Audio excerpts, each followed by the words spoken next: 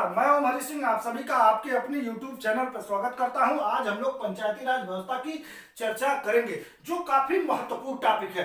वर्तमान में पंचायत चुनाव होने के कारण यह टॉपिक चर्चा में है, इसलिए यह और महत्वपूर्ण हो जाता है। कोई भी एग्जाम हो, आईएएस का एग्जाम हो, पीसीएस का एग्जाम हो, टीजीटी का एग्जाम हो, जीआईसी प्रवक्ता का हो, एडेड जूनियर का हो, सुपर टीटी का हो, टीटी का हो या वनडे का कोई भी एग्जाम हो, या इस टॉपिक से 2 से 3 क्वेश्चन पूछे ही जाते हैं। कभी कभी तो किसी एग्जाम में 4 या 5 या 6 क्वेश्चन तक पूछ लिए जाते हैं एक ही एग्जाम में। इसलिए यह टॉपिक काफी महत्वपूर्ण है, काफी इंपॉर्टेंट है। यहां से बहुत सारे क्वेश्चन बनते भी हैं। इस टॉपिक में जिन जिन बिंदुओं की चर्चा होगी, जिन जिन बातों का उल्लेख किया जाएगा, अगर उन बिंदुओं को, उन बातों को अच्छे से आप पढ़ लेते हैं, समझ लेते हैं, तो मैं गारंटी देता हूं कि इससे बाहर कोई भी क्वेश्चन नहीं पूछा जाएगा। जितना आपको बताया जाएगा उसी के अंदर ही क्वेश्चन पूछे जाएंगे, और क्वेश्चन आते हैं तो आप उसे आसानी से आप कर लेंगे। लेकिन इसके लिए आपको अच्छे से पढ़ना होगा, अच्छे से समझना होगा।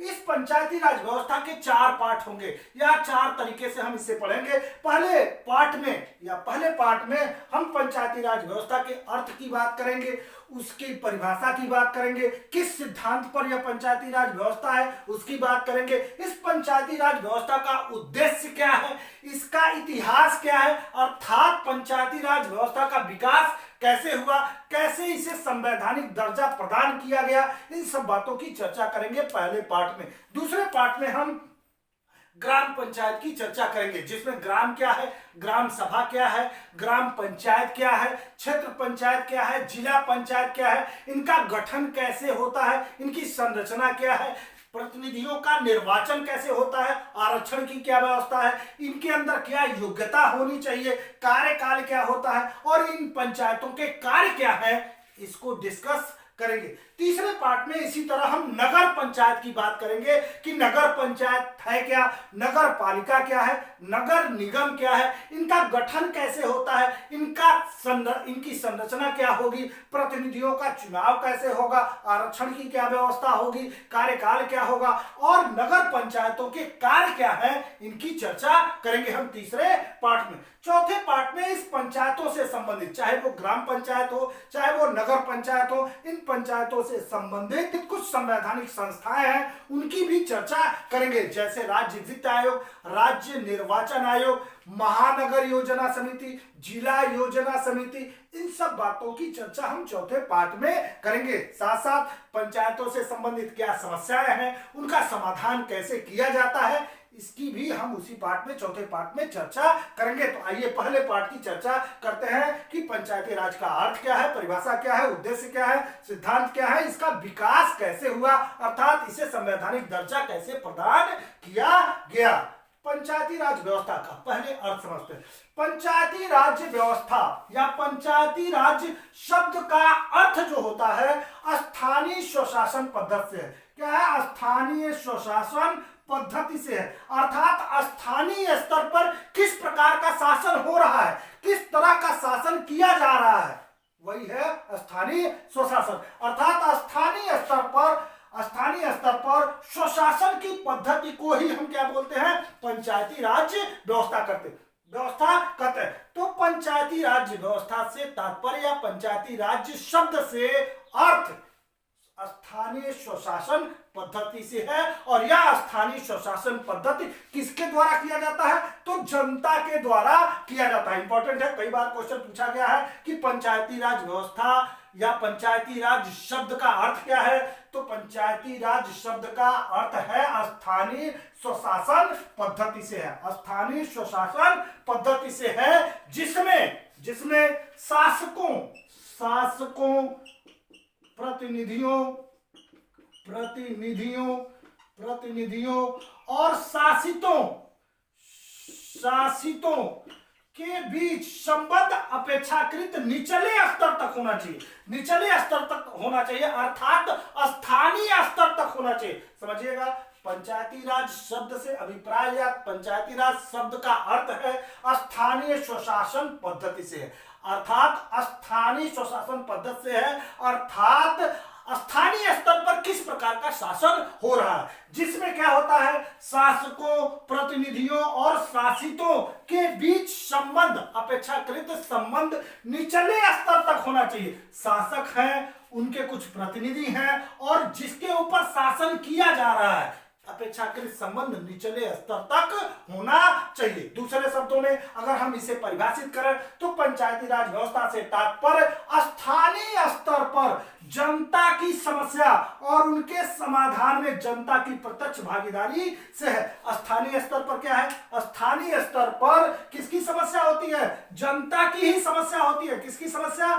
स्थानीय स्तर पर लोग रहते हैं तो जनता की ही समस्या होती है, तो जनता की समस्या है और उसका समाधान किया जाए। क्या किया जाए, समाधान किया जाए। किसके द्वारा, जनता के द्वारा ही, अर्थात समस्या किसकी है, जनता की है, स्थानीय जनता की है और उसका समाधान किससे कराया जाए, तो स्थानीय जनता से ही कराया जाए। इसका मतलब यह है कि स्थानीय स्तर पर जनता की जो समस्या है उसके समाधान में, जनता की जो समस्या है और उसके समाधान में जनता की प्रत्यक्ष भागीदारी, प्रत्यक्ष भागीदारी से है, प्रत्यक्ष भागीदारी से है। अर्थात इन्हीं की समस्या है, जनता की समस्या है और इनकी समस्या को उन्हीं के माध्यम से सुलझा लेना। किनके माध्यम से, खुद के माध्यम से। जनता की समस्या है तो जनता के माध्यम से ही सुलझा देना, यही इसकी परिभाषा है। तो स्थानीय या पंचायती राज व्यवस्था से अर्थ स्थानीय स्वशासन पद्धति से है। इसको जरूर जानिएगा,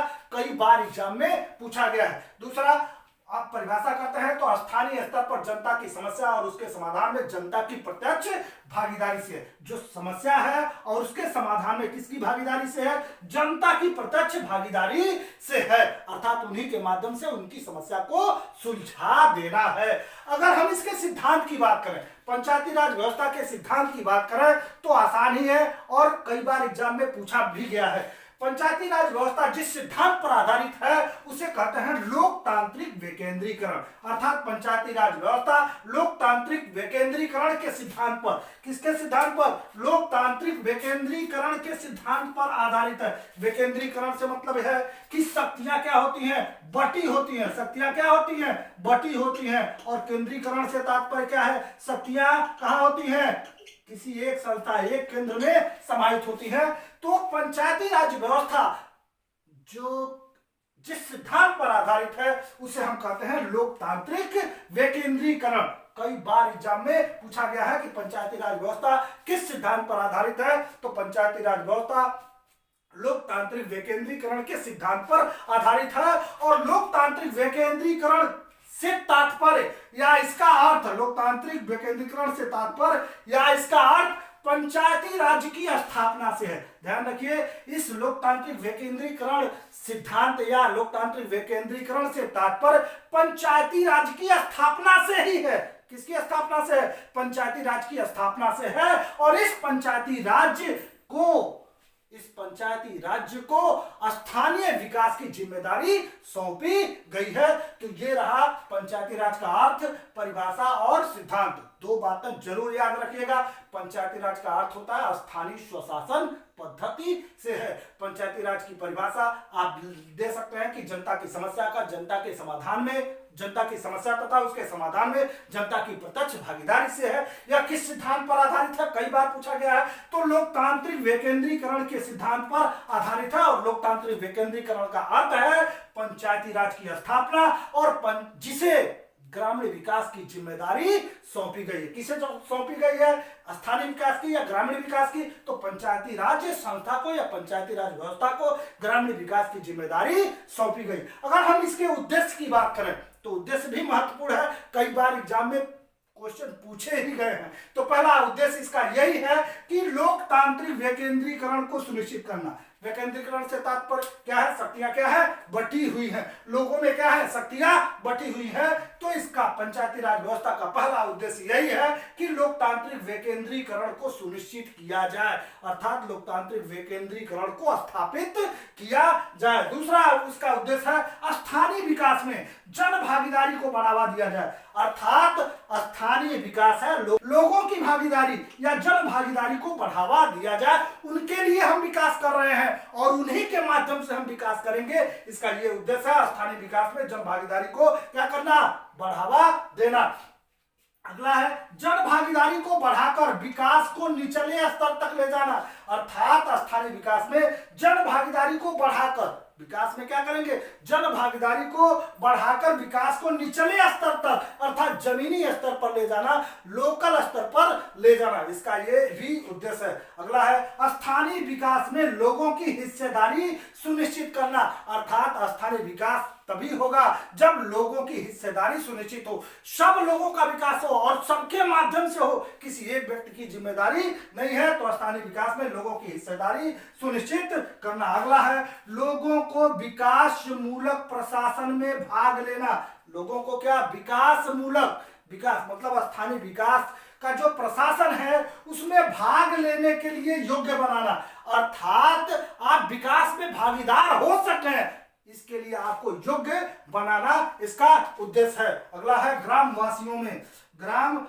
में शक्तियों का विकेंद्रीकरण, केंद्रीकरण से नहीं है विकेंद्रीकरण से है, अर्थात ग्राम वासियों में लोगों में शक्तियां क्या कर दी गई हैं, बांट दी गई है। तो ये पंचायती राज व्यवस्था के कुछ उद्देश्य हैं, इंपॉर्टेंट है, कई बार एग्जाम में सारे उद्देश्य पूछे गए हैं, ध्यान में रखिएगा, किसी न किसी एग्जाम में पूछे गए हैं कि पंचायती राज व्यवस्था के उद्देश्य क्या है। तो पहला लोकतांत्रिक विकेंद्रीकरण को सुनिश्चित करना, दूसरा स्थानीय विकास में जन भागीदारी को बढ़ावा देना, तीसरा जन भागीदारी को बढ़ाकर विकास को निचले स्तर तक ले जाना, चौथा स्थानीय विकास में लोगों की हिस्सेदारी सुनिश्चित करना। अगला है लोगों को विकास मूलक प्रशासन में भाग लेने के योग्य बनाना, ग्रामवासियों में शक्तियों का विकेंद्रीकरण। ध्यान रखिएगा, कहीं भी पंचायती राज व्यवस्था का उद्देश्य यह नहीं है कि उत्तरदायी शासन स्थापित किया जाए, कहीं भी इसकी व्यवस्था की राजनीतिक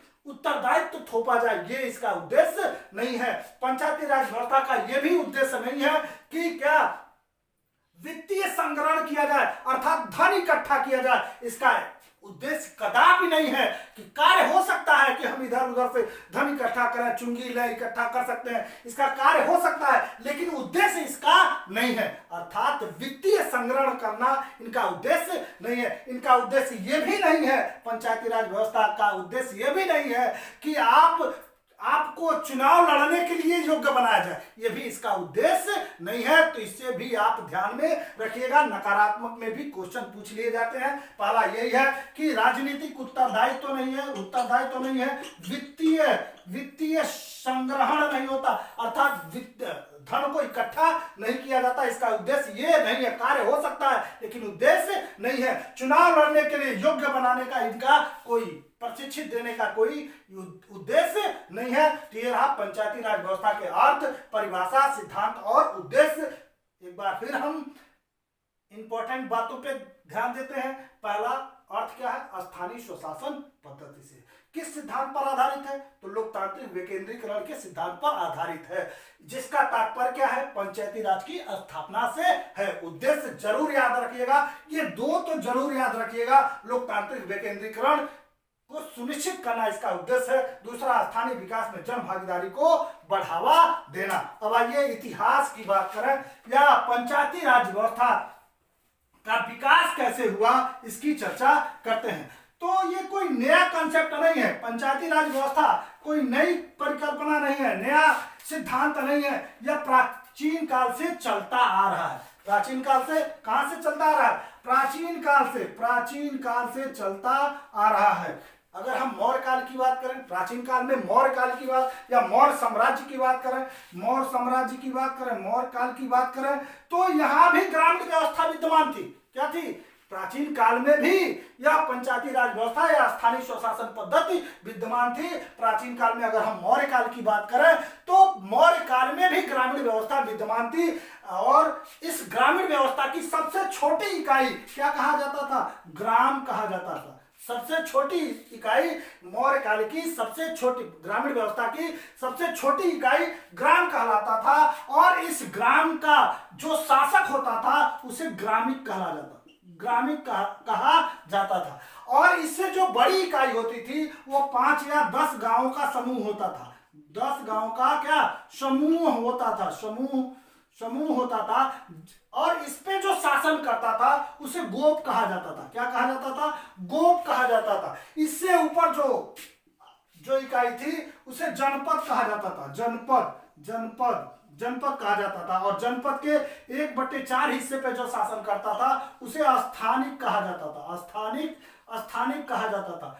ठीक, तो ये इतिहास की बात है कि पंचायती राज व्यवस्था प्राचीन काल में भी विद्यमान है। मौर्य काल की बात करें तो छोटी इकाई, सबसे छोटी इकाई इतिहास के दृष्टि से इंपॉर्टेंट है, छोटी इकाई ग्राम, और उसका अधिकारी क्या कहलाता था? ग्रामीण कहलाता था। 5 या 10 गांवों का समूह, अर्थात ये 5 या 10 ग्रामों का समूह जो होता था और उस पर जो शासन करता था उसे गोप कहा जाता था। और जनपद के चौथे भाग पर जो शासन करता था उसे स्थानिक कहा जाता था, स्थानिक कहा जाता था। कहने का मतलब यह है कि वर्तमान में जो व्यवस्था है वो प्राचीन काल में भी थी।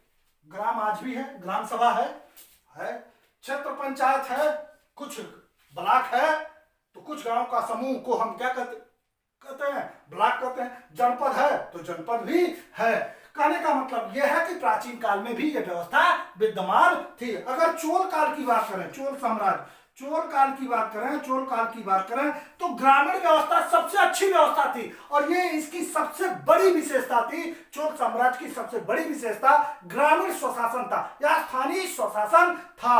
और स्थानीय स्वशासन में इनके प्रतिनिधियों का चुनाव लॉटरी के माध्यम से होता था, जिसका उल्लेख उत्तर मेरू अभिलेख में भी मिलता है। अर्थात इसका मतलब यह है कि चोल काल में भी ग्रामीण व्यवस्था विद्यमान थी, जिसका प्रमाण उत्तर मेरू अभिलेख में भी मिलता है। और इसकी सबसे छोटी इकाई, चोल काल की सबसे छोटी इकाई जो होती थी उसे कहा जाता था ऊर। इतिहास के दृष्टि से इंपॉर्टेंट है, ऊर कहा जाता था, सबसे छोटी इकाई। अर्थात ऊर को ही क्या ग्राम सभा है, ये ऊर क्या है? ग्राम सभा है। इससे जो बड़ी इकाई होती थी उसे कुर्रम कहा जाता था, उसे क्या कहा जाता था?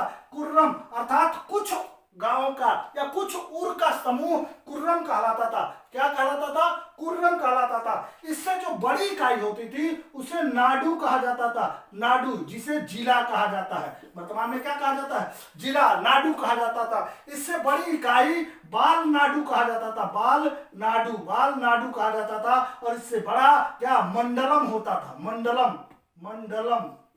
मंडलम हुआ करता था। तो इससे हमसे कोई मतलब ही नहीं है। ये 3 है। अर्थात चोल काल में भी क्या है? पंचायती राज व्यवस्था विद्यमान थी, ग्रामीण व्यवस्था विद्यमान थी, जो सबसे अच्छी थी। और छोटी इकाई ऊर कहा जाता था, उससे बड़ी इकाई कुर्रम कहा जाता था, उससे बड़ी इकाई नाडू कहा जाता था। ऊर को ही ग्राम सभा कहा जाता था, कुर्रम को हम क्षेत्र बोल सकते हैं वर्तमान में, और नाडू को जिला पंचायत या जिला परिषद बोल सकते हैं। कहने का मतलब यह है कि प्राचीन काल में भी यह व्यवस्था क्या थी?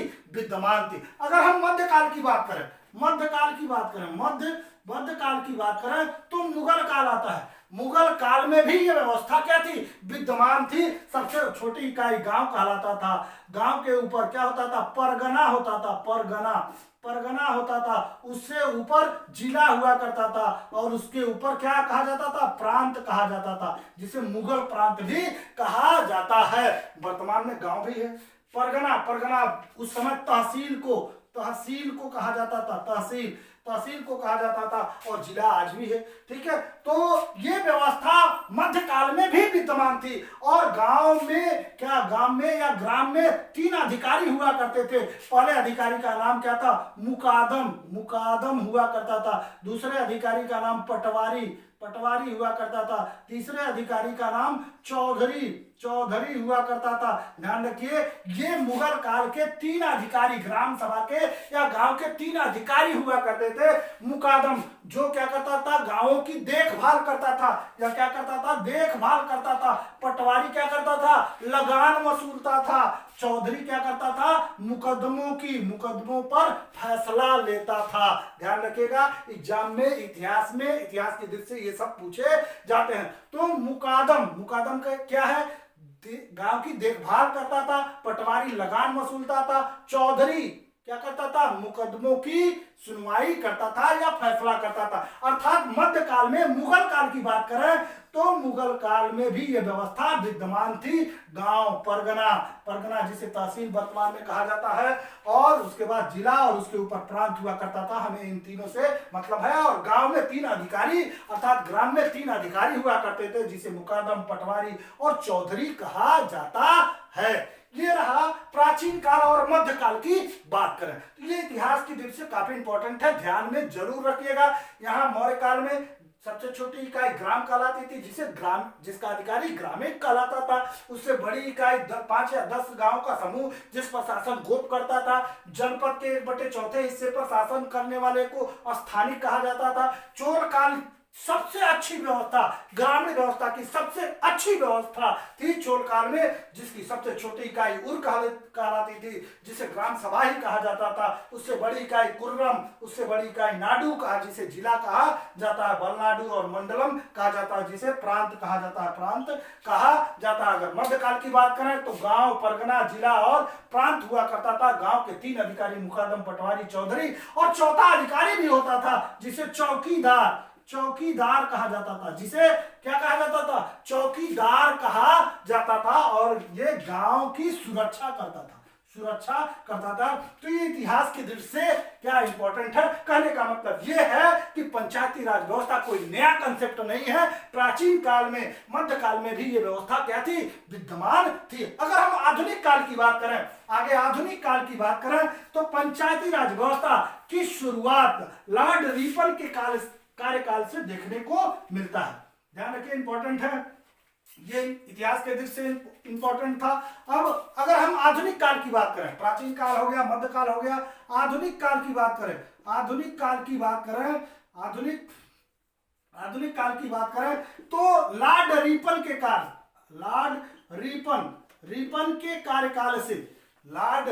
के कार्यकाल से पंचायती राज व्यवस्था की शुरुआत होती है। अर्थात लॉर्ड रिपन के कार्यकाल में पहली बार पंचायती राज व्यवस्था की शुरुआत होती है, या इनके कार्यकाल में पंचायती राज व्यवस्था को देखने को मिलता है। लॉर्ड रिपन ने सत्ता के विकेंद्रीकरण के लिए, सत्ता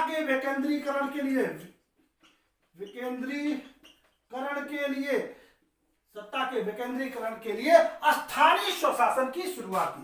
पहली बार आधुनिक काल में लॉर्ड रिपन ने सत्ता के विकेंद्रीकरण से मतलब है शक्तियां क्या है, बटी हुई है। सत्ता क्या हुई है, सत्ता जो प्रशासन है वो शक्तियां क्या है, बटी हुई है। तो लॉर्ड रिपन ने सत्ता के विकेंद्रीकरण के लिए पहली बार स्थानीय स्वशासन की शुरुआत करता है। कौन करता है, लॉर्ड रिपन करता है। स्थानीय स्वशासन की शुरुआत करता है, शुरुआत करता है। लेकिन यह उतना सफल नहीं रहा जितना इसकी मंशा थी, या जितनी इसकी आवश्यकता थी कि स्थानीय स्वशासन को उतना सफल यह नहीं कर सका। कुल मिलाकर कहने का मतलब यह है कि आधुनिक काल में लॉर्ड रिपन ने सत्ता के विकेंद्रीकरण के लिए पहली बार स्थानीय स्वशासन की शुरुआत की। लेकिन यह स्थानीय स्वशासन उतना सफल नहीं रहा जितना उसकी मंशा थी, जितना वो सोच रहा था उतना ये स्थानीय स्वशासन सफल नहीं रहा। फिर भी लॉर्ड रिपन को स्थानीय स्वशासन का जनक कहा जाता है। कई बार एग्जाम में पूछा गया है।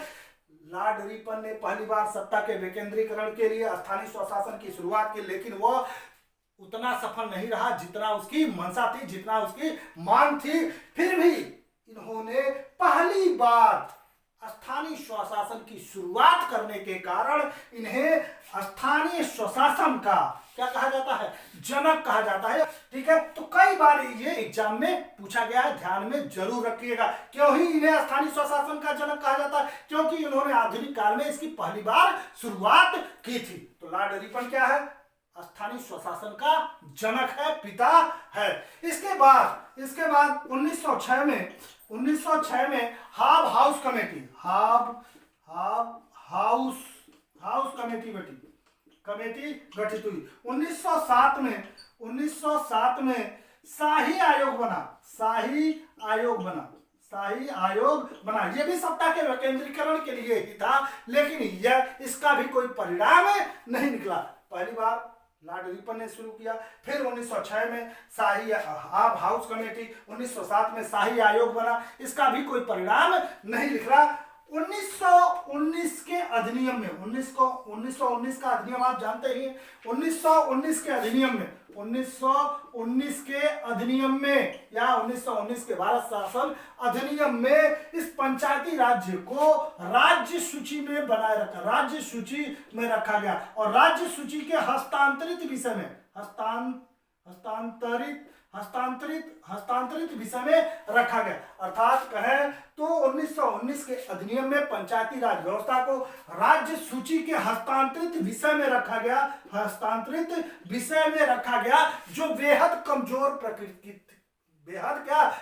प्रकृति के थे। 1935 के अधिनियम में 1935 के अधिनियम में या 1935 के भारत शासन या सरकार अधिनियम में इसे राज्य पंचायती राज व्यवस्था को राज्य सूची में ही बनाए रखा गया। कुल मिला के कहने का मतलब यह है कि आधुनिक काल में शुरुआत होती है और 1919 के अधिनियम में इस पंचायती राज व्यवस्था को राज्य सूची के हस्तांतरित विषय में रखा गया। 1935 के अधिनियम में इसे राज्य सूची का विषय बनाए रखा गया। जब संविधान का निर्माण हो रहा था, अगर आगे बात करें तो जब संविधान का निर्माण हो रहा था तो पंचायती राज व्यवस्था को संविधान में रखने का प्रस्ताव भी आया। कब? जब भारतीय संविधान का निर्माण हो रहा था तो पंचायती राज व्यवस्था को संविधान में रखने का प्रस्ताव के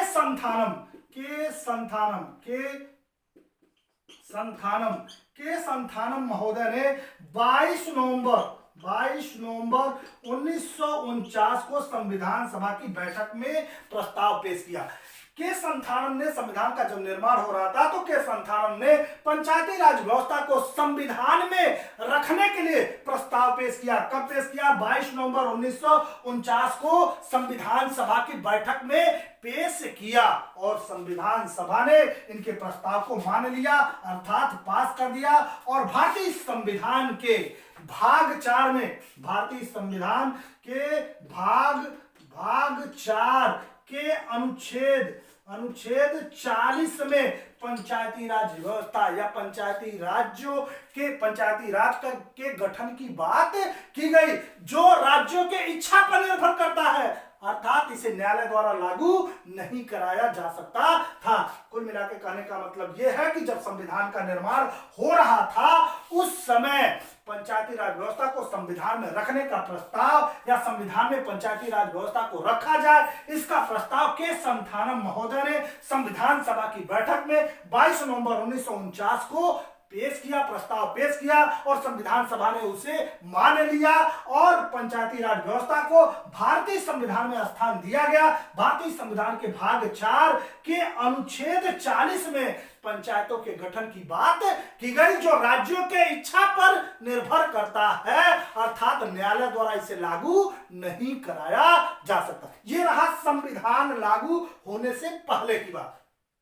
ये रहा क्या? संविधान लागू होने से पहले की सारी बातें। तो कुछ महत्वपूर्ण बातें हैं, जरूर याद रखिएगा। आधुनिक काल में सत्ता के विकेंद्रीकरण के लिए लॉर्ड रिपन ने पहली बार स्थानीय स्वशासन की शुरुआत की। इन्होंने पहली बार स्थानीय स्वशासन की शुरुआत किया था, इसीलिए इन्हें लॉर्ड रिपन को स्थानीय स्वशासन का जनक कहा जाता है। 1906 में हाउस कमेटी बनी, 1907 में शाही आयोग बना, जिसका कोई परिणाम नहीं निकला। 1919 के अधिनियम में इस पंचायती राज व्यवस्था को राज्य सूची के हस्तांतरित विषय में रखा गया, जो बेहद कमजोर प्रकृति के थे। 1935 के अधिनियम में इस पंचायती राज व्यवस्था को राज्य सूची में बनाए रखा गया। जब संविधान का आगे बात करते हैं तो संविधान का निर्माण हो रहा था तो पंचायती राज व्यवस्था को संविधान में रखने का प्रस्ताव के संथानम, इंपॉर्टेंट है, के संथानम महोदय ने 22 नवंबर 1949 को संविधान सभा की बैठक में प्रस्ताव पेश किया कि पंचायती राज व्यवस्था को संविधान में रखा जाए। इस प्रस्ताव को संविधान सभा ने मान लिया, अर्थात अपनी सहमति प्रदान कर दी और इस पंचायती राज व्यवस्था को भारतीय संविधान के भाग 4 के अनुच्छेद 40 में स्थान दिया गया और कहा गया कि पंचायतों का गठन किया जाएगा जो राज्य के इच्छा पर निर्भर करता है, अर्थात उसे न्यायालय द्वारा लागू हम नहीं करा सकते थे। ये रहा क्या संविधान लागू होने के पहले की स्थिति। अब आते हैं संविधान लागू होने के बाद क्या होता है पंचायती राज के बारे में। तो संविधान लागू होने के बाद राष्ट्रपिता महात्मा गांधी के जन्म दिवस, संविधान लागू होने के बाद राष्ट्रपिता महात्मा गांधी के जन्म दिवस 2 अक्टूबर 1952 को जन सहभागिता को बढ़ावा देने के लिए अमेरिकी मॉडल पर सामुदायिक विकास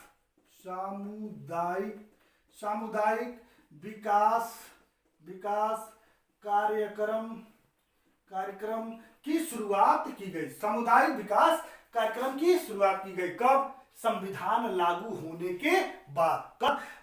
राष्ट्रपिता महात्मा गांधी के जन्म दिवस 2 अक्टूबर 1952 को जन सहभागिता को बढ़ावा देने के लिए अमेरिकी मॉडल पर क्या सामुदायिक विकास कार्यक्रम की शुरुआत की गई। कब किया गया? 2 अक्टूबर 1952 को किया गया। किस लिए किया गया या इसका उद्देश्य क्या है? जन सहभागिता को बढ़ावा देना, अर्थात लोगों की भागीदारी को बढ़ावा देना या लोगों की भागीदारी सुनिश्चित करना। यह सामुदायिक विकास कार्यक्रम किस मॉडल पर आधारित है? तो अमेरिकी मॉडल पर आधारित है। अमेरिकी मॉडल पर आधारित। हर एक बात इंपॉर्टेंट, हर एक पॉइंट इंपॉर्टेंट है, ध्यान में रखिएगा। तो सामुदायिक विकास कार्यक्रम की शुरुआत की गई संविधान लागू होने के बाद राष्ट्रपिता महात्मा गांधी के जन्म दिवस 2 अक्टूबर 1952 को।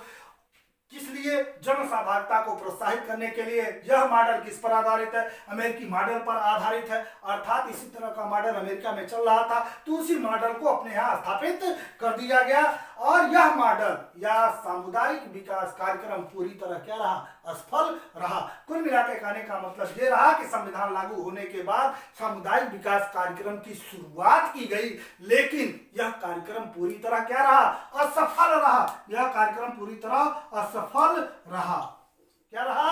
असफल रहा। एक बार फिर देखिए, संविधान लागू होने के बाद 2 अक्टूबर 1952 को जन सहभागिता को प्रोत्साहित करने के लिए अमेरिकी मॉडल पर सामुदायिक विकास कार्यक्रम की शुरुआत की गई। कब की गई? 2 अक्टूबर 1952 को। लेकिन यह कार्यक्रम पूरी तरह क्या रहा? असफल रहा। अब इस सामुदायिक विकास कार्यक्रम की समीक्षा के लिए, किसकी?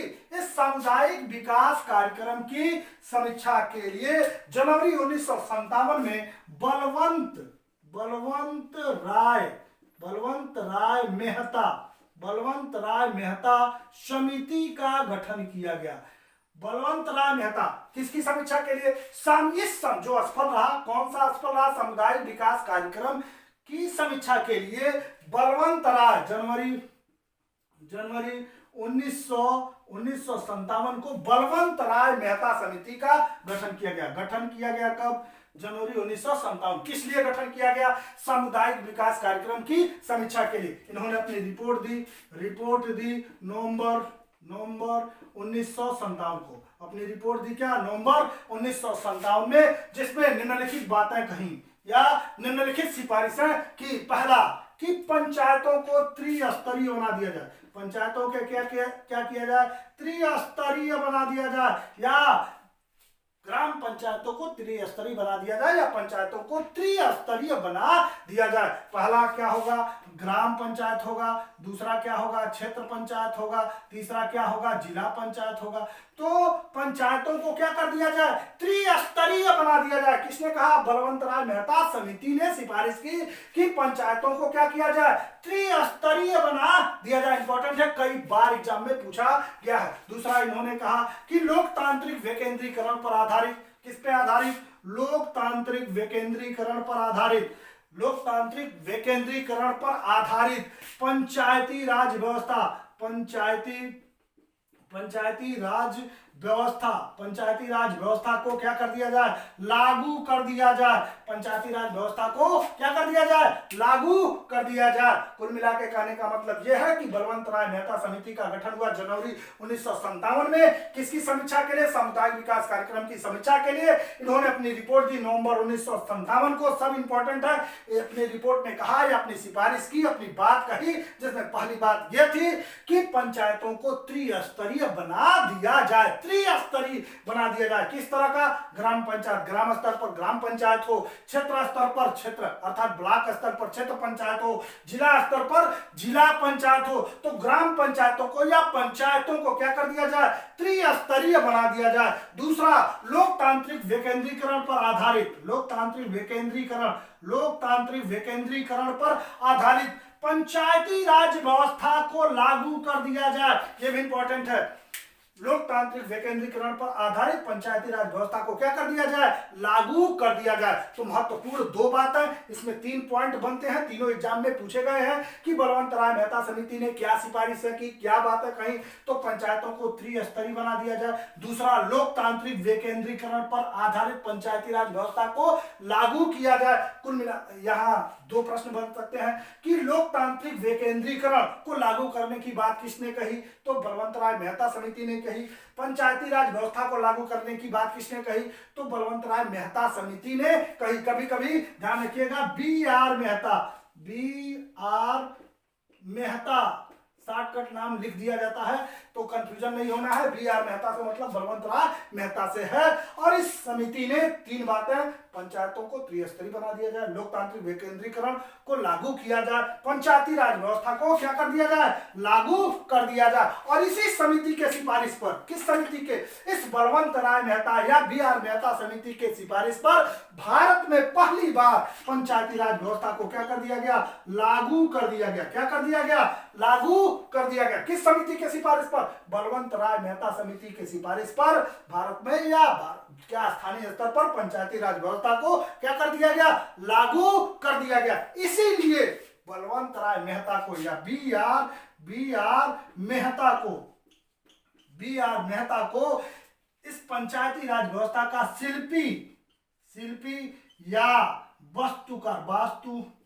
वास्तुकार कहा जाता है। पंचायती राज व्यवस्था का शिल्पी या वास्तुकार कहा जाता है। क्यों, क्योंकि इन्हीं समिति के, इन्हीं के सिफारिश पर भारत में पंचायती राज व्यवस्था को क्या किया गया था, लागू किया गया था। कई बार एग्जाम में पूछा गया है, इसीलिए इनके सिफारिश पर किया गया था। इसलिए बी.आर. मेहता को पंचायती राज व्यवस्था का शिल्पी या वास्तुकार कहा जाता है। इसका परिणाम यह रहा कि इसी समिति के परिणाम स्वरूप भारत में पंचायती राज व्यवस्था को लागू किया गया। और 2 अक्टूबर भारत में पहली बार 2 अक्टूबर 1959 को राजस्थान के नागौर जिले से भारत के तत्कालीन प्रधानमंत्री जवाहरलाल नेहरू ने पंचायती राज व्यवस्था की क्या की, आधारशिला रखी। कब रखी, 2 अक्टूबर 1959 को। कहां रखी, राजस्थान के नागौर जिले से। किसने, तो भारत के तत्कालीन प्रधानमंत्री जवाहरलाल नेहरू ने। कहने का मतलब यह है कि पंचायती राज व्यवस्था लागू करने वाला पहला राज्य बना कौन, राजस्थान। तो याद रखिएगा, ये सब एग्जाम में पूछे गए हैं। ठीक 11 दिन बाद 9 दिन बाद 11 अक्टूबर 1959 में आंध्र प्रदेश से भी इसकी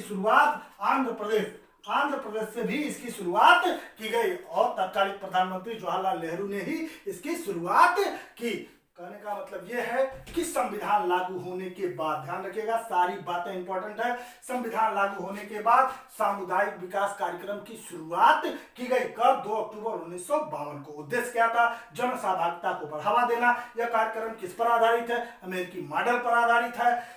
और यह कार्यक्रम पूरी तरह क्या रहा, असफल रहा। अब इस सामुदायिक विकास कार्यक्रम की समीक्षा के लिए बलवंत राय मेहता समिति का गठन किया गया। बी.आर. मेहता, जिसे बी.आर. मेहता भी कहते हैं, गठन हुआ जनवरी 1957 को। इन्होंने अपनी रिपोर्ट दी नवंबर 1957 में 3 बातें कही। पहला, पंचायतों को त्रिस्तरीय बना दिया जाए। दूसरा, लोकतांत्रिक विकेंद्रीकरण को लागू किया जाए। तीसरा, पंचायती राज व्यवस्था को लागू किया जाए। ध्यान रखिएगा, ये तीनों क्वेश्चन पूछे गए हैं और पूछे जाएंगे। और इसी समिति के सिफारिश पर भारत में पहली बार पंचायती राज व्यवस्था को लागू किया गया। कब किया गया? 2 अक्टूबर 1959 को राजस्थान के नागौर जिले से तत्कालीन प्रधानमंत्री जवाहरलाल नेहरू ने किया और 9 दिन बाद 11 अक्टूबर 1959 को आंध्र प्रदेश से भी इसकी शुरुआत की गई। और इस समिति के सिफारिश पर भारत में पंचायती राज व्यवस्था को लागू किया गया था। इसलिए इस बलवंत राय मेहता को पंचायती राज व्यवस्था का शिल्पी या वास्तुकार कहा जाता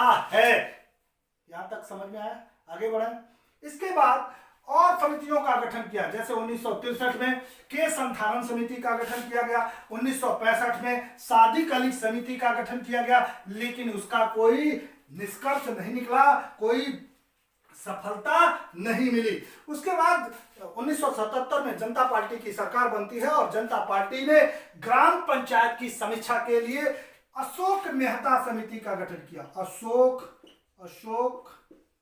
मेहता समिति का गठन किया। कब किया? 1900 गठन हुआ 1977 में। किसने गठन किया? जनता पार्टी की सरकार ने। किसकी समीक्षा के लिए? ध्यान रखिए, ग्राम पंचायत की समीक्षा के लिए। ग्राम पंचायत की समीक्षा के लिए या ग्राम पंचायत की समीक्षा के लिए गठित होने वाली पहली समिति है। कई बार एग्जाम में पूछा गया है, ध्यान रखिए। 1977 में जनता पार्टी की सरकार द्वारा, किसकी सरकार द्वारा? जनता पार्टी की सरकार द्वारा ग्राम पंचायत की समीक्षा के लिए अशोक मेहता समिति का गठन किया। इन्होंने अपनी रिपोर्ट दी 1958 में 1978 में इन्होंने अपनी रिपोर्ट दी 1978 में, जिसमें कुछ निम्नलिखित बातें कही। पहला, पंचायतों को द्विस्तरीय बना दिया जाए। ध्यान रखिए, वहां क्या था? त्रिस्तरीय बना दिया जाए। इन्होंने कहा पंचायतों को द्विस्तरीय बना दिया जाए। पहला हो क्या? मंडल पंचायत और दूसरा है जिला पंचायत अर्थात 10,000 या 15,000 जनसंख्या पर मंडल पंचायत हो, ठीक है। और उसके ऊपर क्या हो? जिला पंचायत हो या जिला परिषद हो। कहने का मतलब यह है कि अशोक मेहता समिति ने द्विस्तरीय पंचायत की सिफारिश की। इन्होंने ग्राम पंचायत को नहीं माना। किसको नहीं माना? ग्राम पंचायत को नहीं माना, अर्थात ग्राम पंचायत को मानने से क्या कर दिया? इनकार कर दिया। कहा कि पंचायतों को द्विस्तरीय बना दिया जाए। क्षेत्र स्तर, इसी को बोलते हैं क्षेत्र स्तर पर मंडल पंचायत हो जो 10,000 और 15,000 की जनसंख्या पर हो, और जिला स्तर पर जिला परिषद हो या जिला पंचायत हो, अर्थात पंचायतों को द्विस्तरीय बना दिया जाए। दूसरा इंपॉर्टेंट बात इन्होंने कहा कि न्याय पंचायत का गठन किया जाए। न्याय पंचायत का गठन किया जाए। न्याय पंचायत अलग पंचायत होती है, किसी प्रदेश में पाया जाता है। पहले भी यहाँ था, लेकिन अब यह व्यवस्था नहीं है। न्याय पंचायत का गठन किया जाए। तीसरी बात इन्होंने कही कि न्याय पंचायत को विकास पंचायत से अलग कर दिया जाए। न्याय पंचायतों को विकास पंचायत से क्या कर दिया जाए? अलग कर दिया जाए। और चौथी बात कही कि राजनीतिक दलों की सहभागिता सुनिश्चित किया जाए। छोड़ दीजिए इसे, राजनीतिक दलों की सहभागिता सुनिश्चित किया जाए। कुल मिलाकर कहने का मतलब यह है कि 1977 में जनता पार्टी की सरकार बनी और जनता पार्टी ने 1977 में ग्राम पंचायत की समीक्षा के लिए अशोक मेहता समिति का गठन किया। और यह समिति ग्राम पंचायत की समीक्षा के लिए गठित होने वाली पहली समिति थी। इसके पहले आपने देखा तो सामुदायिक विकास कार्यक्रम की समीक्षा के लिए हुआ था। ये ग्राम पंचायत की समीक्षा के लिए गठित होने वाली ये क्या है? पहली समिति है। इंपॉर्टेंट है, पूछा जाता है। इन्होंने अपनी रिपोर्ट 1978 में दी और कहा कि पंचायतों को द्विस्तरीय बना दिया जाए। क्या कर दिया जाए? द्विस्तरीय बना दिया जाए। दूसरी बात कही कि न्याय पंचायतों का गठन किया जाए। तीसरी बात कहा कि न्याय पंचायत को विकास पंचायत से अलग किया जाए या अलग रखा जाए। चौथी बात, राजनीतिक दलों के प्रतिनिधित्व को सुनिश्चित किया जाए, राजनीतिक दलों की सहभागिता सुनिश्चित किया जाए। ये बातें अशोक मेहता समिति द्वारा की गई। इसके बाद 1985 में 1985 में, इसके बाद इस समिति के बाद 1985 में जी वी के राव समिति का गठन किया गया। राव समिति का गठन किया गया। कब किया गया? 1985 में इन्होंने रिपोर्ट दी। 1985 में गठन हुआ, 1986 में रिपोर्ट दी और इस समिति ने जिला पंचायत को, जिला पंचायत को अधिक महत्व देने की बात कही। किस पंचायत को? जिला पंचायत को अधिक महत्व देने की बात कही और प्रतिनिधित्व के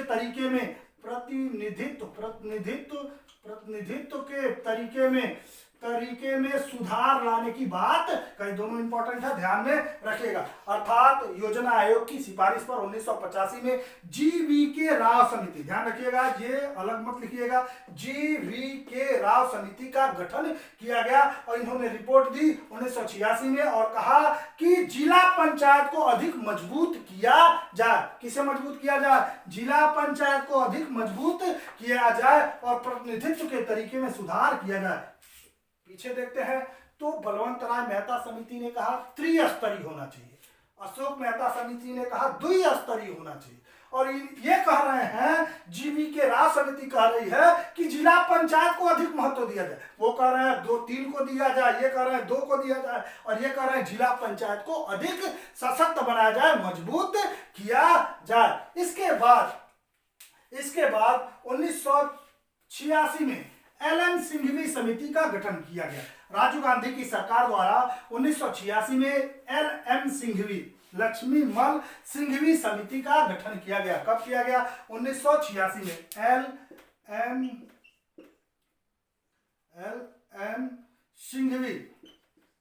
सिंघवी समिति का गठन किया गया 1986 में।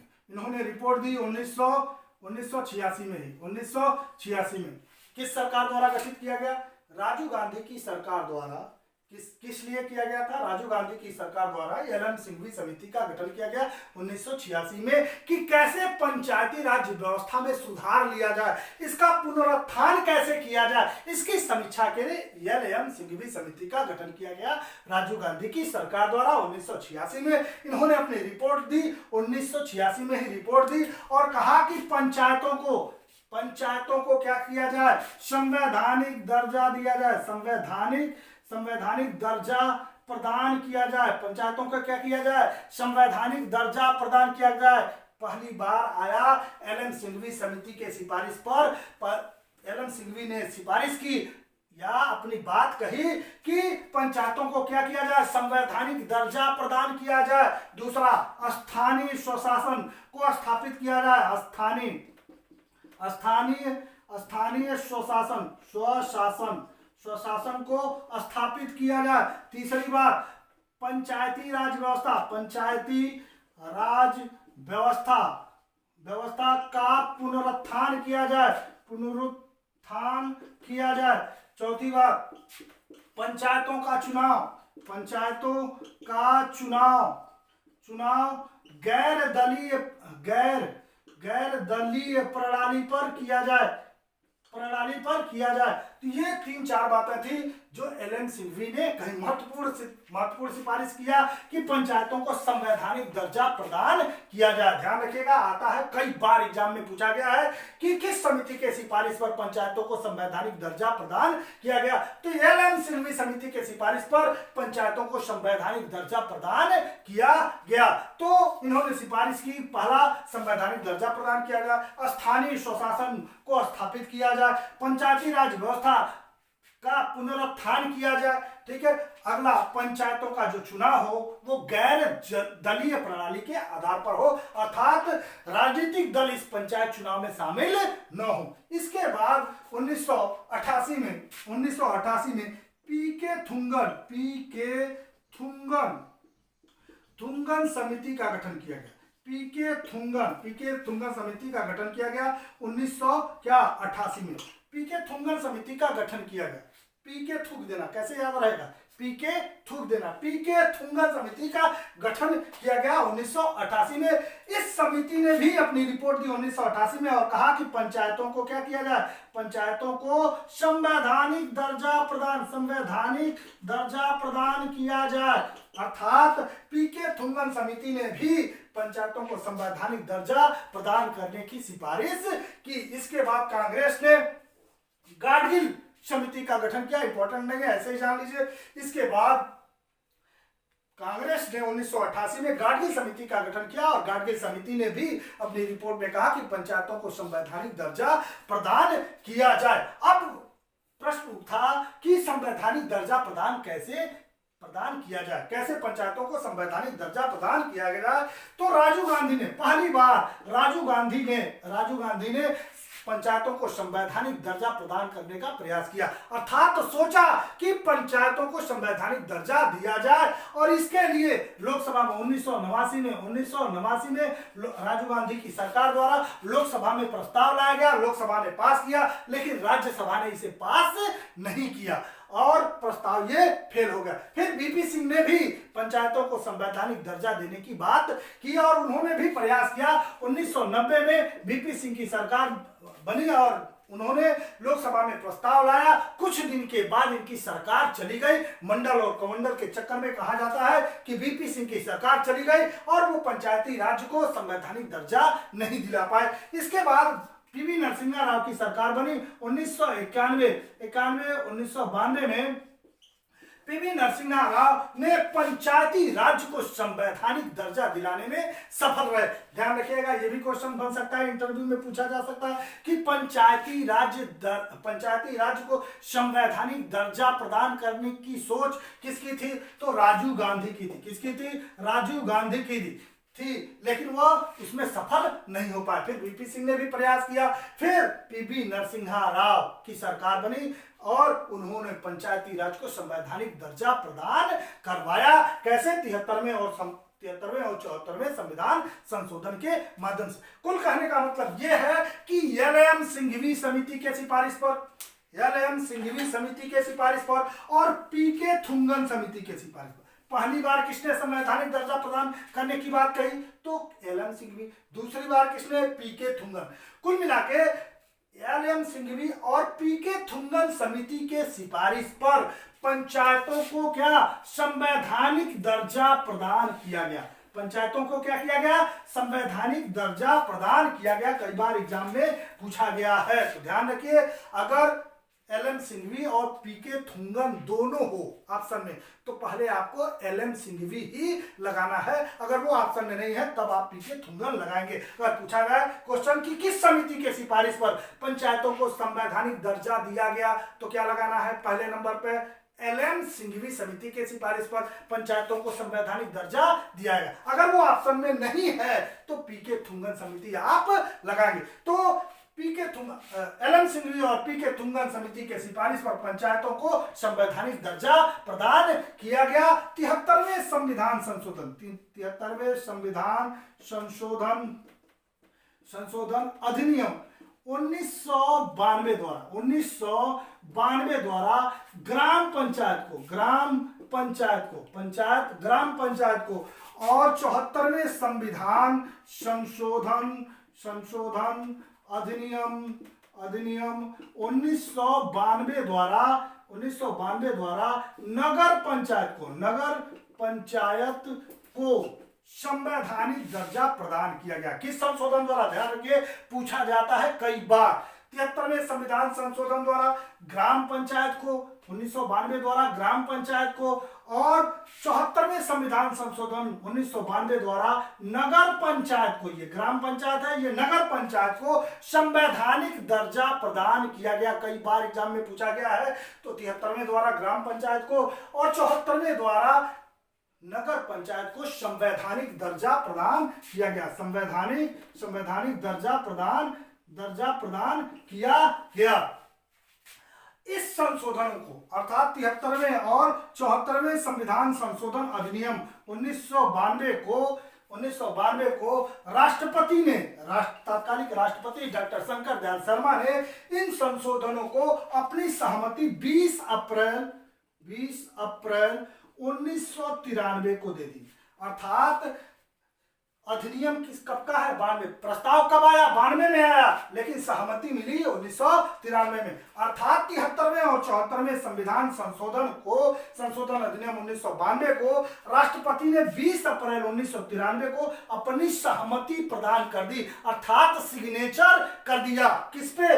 इन संविधान संशोधनों पर। क्या? 73वें और 74वें संविधान संशोधन अधिनियम पर अपनी सहमति प्रदान कर दी, जिसे और इन अधिनियमों को 24 अप्रैल 1993 को लागू कर दिया गया। ध्यान रखिएगा, बहुत बार एग्जाम में पूछा गया है। 73वें 74वें संविधान संशोधन द्वारा ग्राम पंचायत और नगर पंचायत को संवैधानिक दर्जा दिया गया, जिसे 20 अप्रैल 1993 को राष्ट्रपति ने अपनी सहमति प्रदान कर दी। और इन अधिनियमों को अर्थात 73वें और 74वें संविधान संशोधन अधिनियम 1992 को 24 अप्रैल 1993 को लागू कर दिया गया। ध्यान रखिएगा, लागू कर दिया गया, इंप्लीमेंट कर दिया गया। किन अधिनियमों को? 73वें और 74वें संविधान संशोधन को, अर्थात पंचायती राज व्यवस्था को संवैधानिक दर्जा प्रदान कर दिया गया। कब? 24 अप्रैल 1993 को।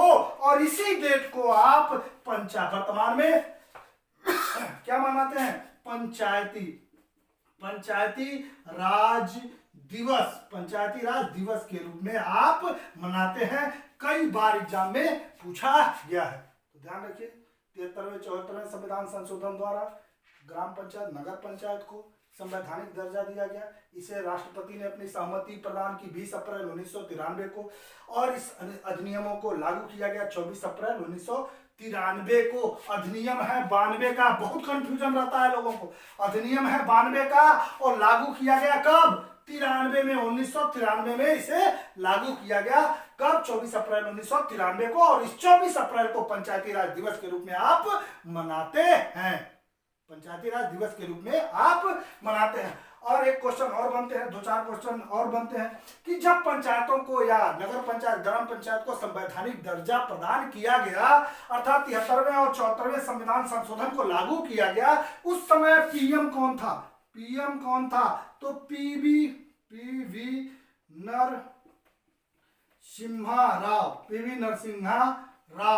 नरसिम्हा राव थे। तो प्रधानमंत्री कौन था? पीवी नरसिम्हा राव थे। राष्ट्रपति कौन था? प्रेसिडेंट कौन था? तो डॉक्टर शंकर दयाल